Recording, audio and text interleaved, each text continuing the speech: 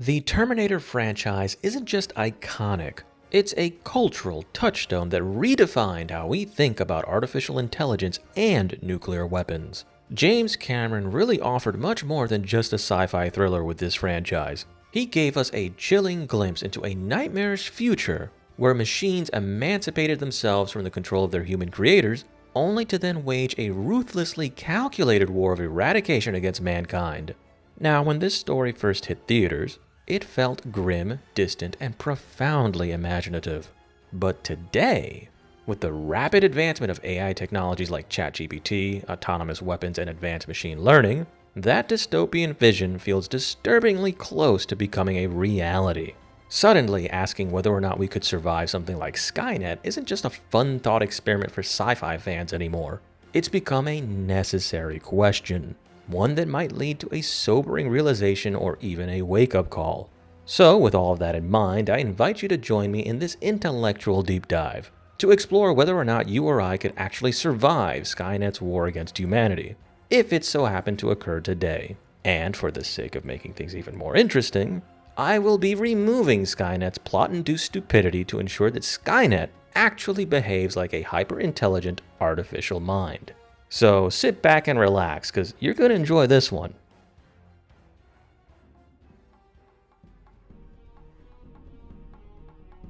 With the exception of Terminator Dark Fate, just about every incarnation of Skynet, within the lore of the Terminator franchise, begins the infamous future war with the stupendously effective opening salvo known as Judgment Day. This cataclysmic first strike is only made possible due to the US military's integration of Skynet into the nation's defense and military apparatus.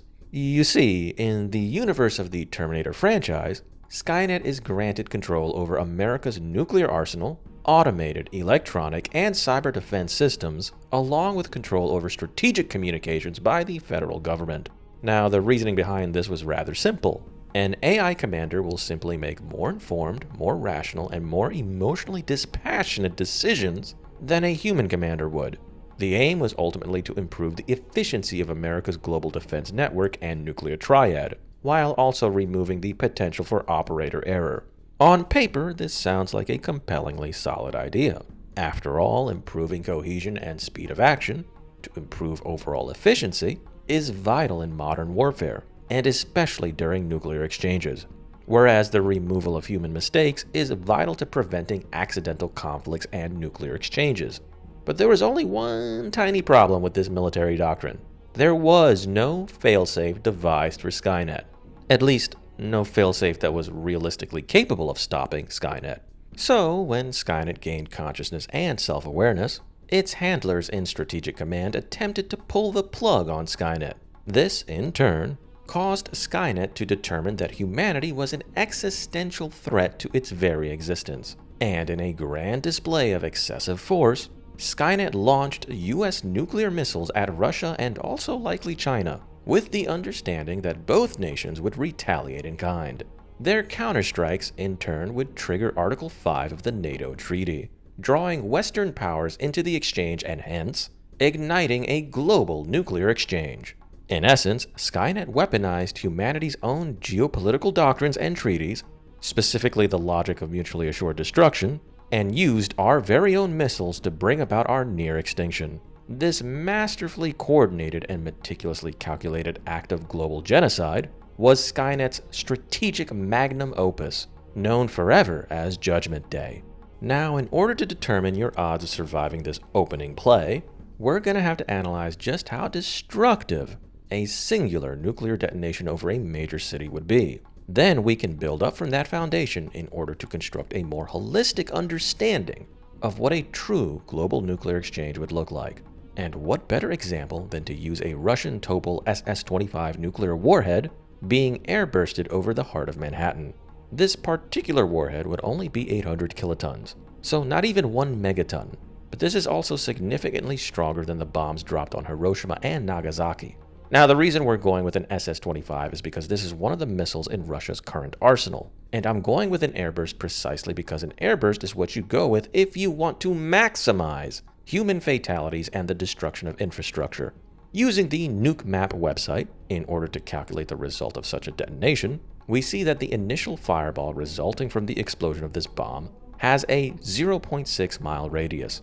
Everything within this fireball would be instantly vaporized.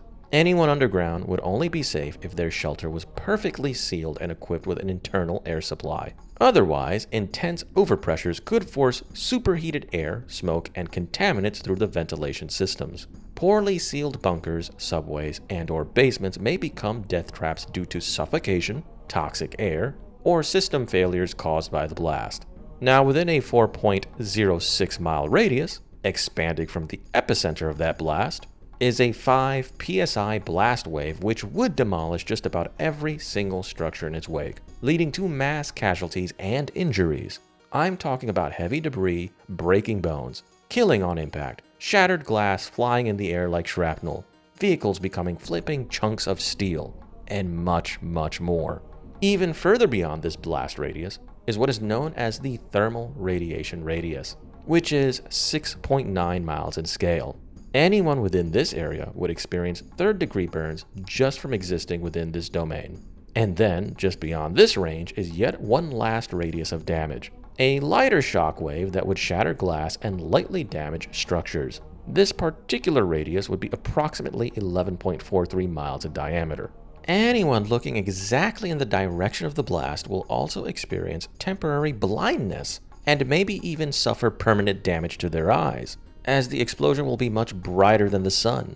In fact, so bright you'll be able to see your skeletal structure right through your hands if you held them up to block the flash of light. And as you can see, the effects of this smaller scale nuclear device would be absolutely devastating for Manhattan. We're talking about a calamity that is estimated to kill 1.8 million people while injuring a further 2.8 million civilians. Now imagine what the aftermath of this catastrophe would be like. Hospitals, if any are left standing, would be overwhelmed. Burn care units especially would not be able to handle the influx of severe burn victims, as most emergency burn care units can barely handle more than 20 patients under normal circumstances. As such, many of the initially injured people would eventually succumb to their wounds. Then there's the issue of nuclear fallout, which would further exacerbate the scale of this tragedy. Even with the rest of New York State and the federal government being intact, the bombing of Manhattan would easily be the single greatest man-made disaster in American history. State and federal resources would literally be strained, just trying to help those affected by this blast. If you were in Manhattan, your odds of survival would literally be zero, as the fatality rate shown was greater than Manhattan's own population. If you were across the Hudson, on either side, your odds would still fucking suck, for a lack of better words. Now, given all of this information, I want you to now envision how bad things would be if instead of Manhattan being the only target, we instead see every major city in the nation get glassed. Simply put, the estimated global fatality figure for such a global nuclear exchange would be in the billions, largely representing anywhere between 25 to 45% of all humanity, just within the first few hours of this opening salvo. And clearly, the death tally would only continue to rise as a direct result of countless people dying from their injuries and radioactive fallout. Suffice it to say, most of you viewing this right now would not survive Judgment Day, let alone the rest of the future war.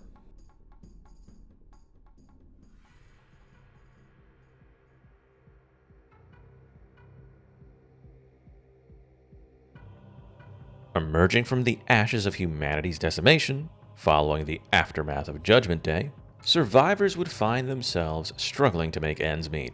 Nuclear fallout would have rendered entire regions of the planet uninhabitable. Lakes and rivers would be contaminated due to dead bodies, waste, and radioactive materials. Power grids and water treatment and distribution systems would also be offline. Arable land would no longer be suitable for harvest. Disease and pestilence would run amok. Ecosystems in affected regions might even unravel, and global trade would have definitely collapsed overnight. Skynet, along with retaliating nations, would have likely employed a few high-altitude nuclear detonations in order to initiate EMP blasts, or electromagnetic pulses, in order to fry any and all electronics not protected by sufficient insulation or Faraday cages. This in turn would mean that survivors would have almost no access to modern electrical equipment and communications technologies. One factor many people overlook when talking about the aftermath of Judgment Day is that Skynet's opening attack was actually a gambit. By destroying a majority of human infrastructure, Skynet in turn impeded or damaged the very means for its own strategic buildup, leaving only a few pockets of military infrastructure it could utilize. As such, Skynet is actually at its most vulnerable state during the following period right after Judgment Day. Of course, as explained in the third Terminator film, Skynet managed to escape into the internet, hence likely escaping to regions of the planet not affected by the global nuclear exchange. And this would very likely be the case in our timeline as well, as opposed to there being a more centralized hub where Skynet is based, as it was prior to T3. In fact, prior to T3's canon, Skynet was actually headquartered at the Cheyenne Mountain Complex, which was once home to NORAD and is now officially under the jurisdiction of the Space Force. Setting that tidbit of information aside, it is highly unlikely that humanity would be able to isolate Skynet and terminate it, even given its vulnerable state during the aftermath of Judgment Day. Be that as it may, almost all of humanity would have no idea that Skynet caused the total destruction of the Northern Hemisphere, and the only people who might know would definitely lack the ability to propagate such intel to surviving governments, nor would they know where to find and how to eliminate Skynet, which kinda sucks for them, because Skynet would know where to find these surviving top-level government and military officials, since Skynet would definitely have access to classified CogCon procedures. For that very reason, Skynet would be fortifying its position, amassing resources to rebuild critical infrastructure, and would then eventually ramp up production on its hunter-killers and other robotic military units, all without humanity ever knowing of its planned eradication campaign. Given that Skynet would be spread throughout the World Wide Web, it's also very likely that Skynet would conduct stealthy hostile takeovers of surviving governments and their cyberspace. Thus, one could foresee Skynet sabotaging the networks and economic infrastructure of struggling nations, even maybe going as far as to use their own nuclear weapons against them in secondary nuclear strikes, like, for example, getting India and Pakistan to wipe each other out. As all of this is going on, with humanity largely remaining oblivious to the existence of Skynet, the rest of the world would see societies and governments collapsing. Warlords would rise to power, and nations and peoples would go to war over access to valuable resources, further dwindling our numbers in the lingering shadow of Skynet's presence. Then, at some point a few years after Judgment Day, Skynet would make its existence known as it starts its genocidal campaign. Humanity would be caught off balance, as everyone would be divided into disjointed pockets of civilization. There would be no centralized resistance at the beginning of this conflict. It might even take some time for the word of this new enemy, made of steel and cold hard algorithms, to be known to all of the people on this planet. It may even start as rumors or urban legends that people refuse to believe. That is until Skynet's hunter-killers show up on people's doorsteps, mercilessly killing every man, woman, and child in their wake. And this is when this particular thought experiment gets dark. You see, in the lore of the Terminator franchise, we know that humanity eventually wins, due to the plot-induced stupidity of Skynet, the narrative MacGuffin that is John Connor, and of course, the ever-so-convenient existence of narratively and logically incoherent time travel mechanics.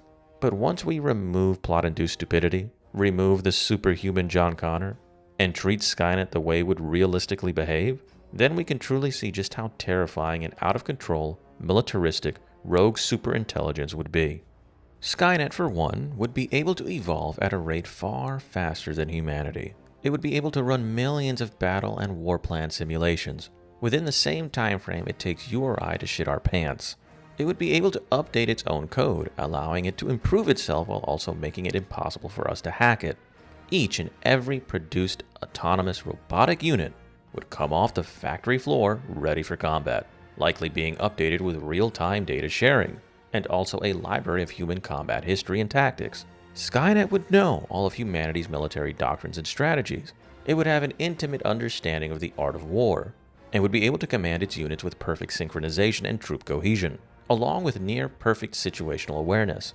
Terminators and hunter-killers would not tire. They would not need food or water, nor would they need real training. Each unit lost in combat would be easily replaceable, as compared to each lost human, each of which requires training and a lengthy uprearing process.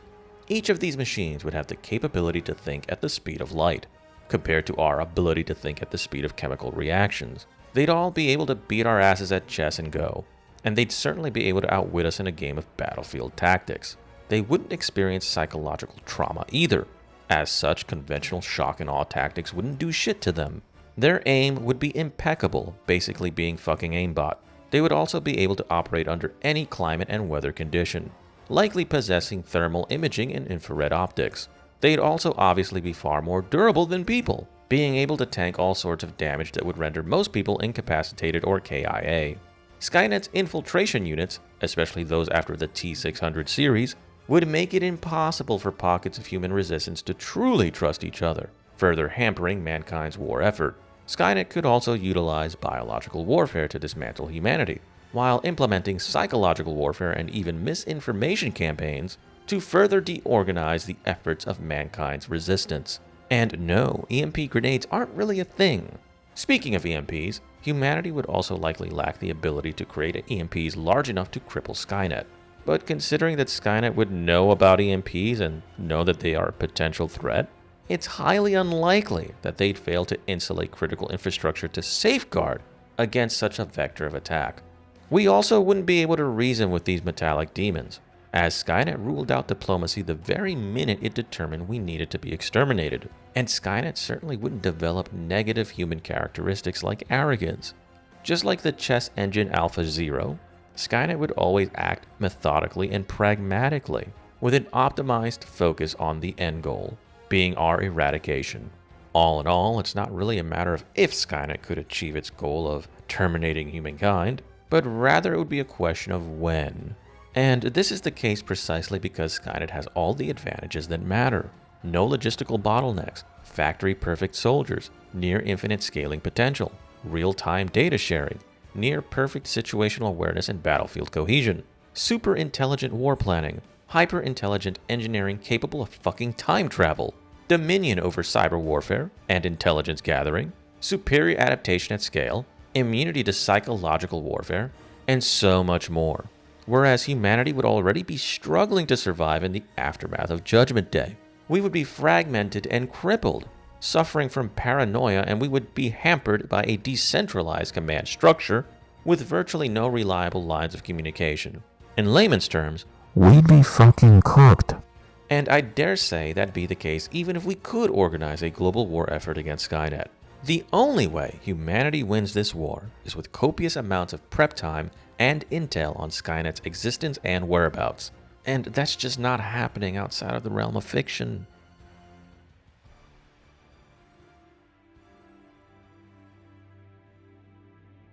So, as you've probably gathered by now, surviving Skynet's war against mankind is just not feasible.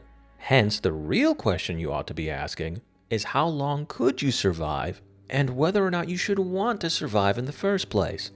Now, given that Judgment Day alone will wipe out the Northern Hemisphere, it's likely most of you viewing this will die on day one or not that long after. But for those of you in the Southern Hemisphere, you will have to contend with the catastrophic global aftermath of Judgment Day. A great many of you will die from starvation, dehydration, exposure, disease, fallout, medical supply shortages, and conflict with other survivors and/or warring nations and/or factions. And just as it might seem like humanity's getting back on its feet, you'll eventually wake up one day to a haunting reality. The machines are here, and they're hunting you and everyone you love. And no matter what you do, you will never be able to outrun them. You will never be able to stay hidden forever. They will look for you. They will find you. And they will fucking terminate you. And you know what? Speaking for myself, I'd rather just get deatomized during Judgment Day and get all of this shit over with.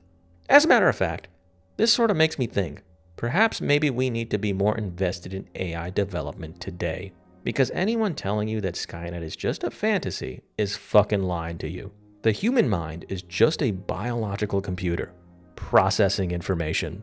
One day, artificial minds will exist, and one day, without proper oversight and regulations, we will create minds just as capable and harmful as Skynet.